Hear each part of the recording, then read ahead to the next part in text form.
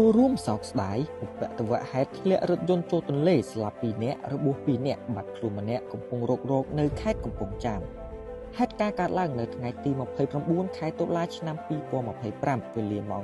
10:11 នាទីដោយឡានមួយគ្រឿងម៉ាកសាំយ៉ុងបានបើកធ្លាក់ចូលទន្លេមេគង្គនៅភូមិជ័យឃុំមានជ័យស្រុកស្រីសន្ធរខេត្តកំពង់ចាមដែលបានធ្វើដំណើរពីស្រុកត្បូងឃ្មុំខេត្តត្បូងឃ្មុំឆ្លងកាត់ស្រុកស្រីសន្ធរក្នុងរថយន្តមានមនុស្ស5នាក់គិតដល់ត្រឹមម៉ោង 17:00 នាទីក្រុមការងាររុករករបស់គណៈបញ្ជាការឯកភាពរដ្ឋបាលខេត្តកំពង់ចាមបានរកឃើញរថយន្តនិងបានអូសមកច្រាំងទន្លេហេតុការណ៍ខាងលើបានដាល់ឲ្យមានមនុស្សរបួស2នាក់ស្លាប់2នាក់និងបាត់ខ្លួនម្នាក់កំពុងរុករកកត្តានាំឲ្យគ្រោះថ្នាក់គឺការធ្វេសប្រហែសរបស់អ្នកបើកបរអភិបាលខេត្តកំពង់ចាមឯកឧត្តមអ៊ុនចន្ទដាបានចូលរួមសោកស្ដាយចំពោះក្រុមគ្រួសារនៃសពរងគ្រោះក្នុងឧបទ្ទវហេតុរថយន្តធ្លាក់ចូលទន្លេនិងបានអំពាវនាវដល់អ្នកបើកបរសូមគោរពច្បាប់ចរាចរណ៍និងប្រកបដោយការទទួលខុសត្រូវខ្ពស់